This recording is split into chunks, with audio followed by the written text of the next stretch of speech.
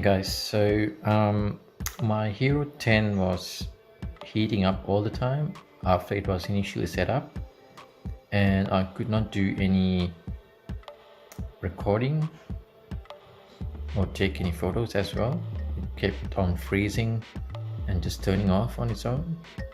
So I found a solution to the overheating and the Hero 10 freezing up all the time.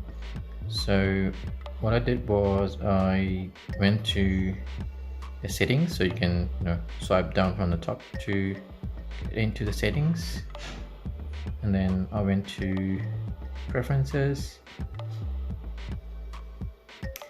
and then I tapped on reset to reset the whole cam. So after doing that, the heating issue went away completely. Well, it does heat up when you do videos anyway, but the extreme heating just stopped, and the freezing of the camera stopped as well. I could take photos, videos, and it would not freeze on me, which is pretty good. So try that on your Hero 10 if you already have a Hero 10, and let me know in the comments if that worked for you.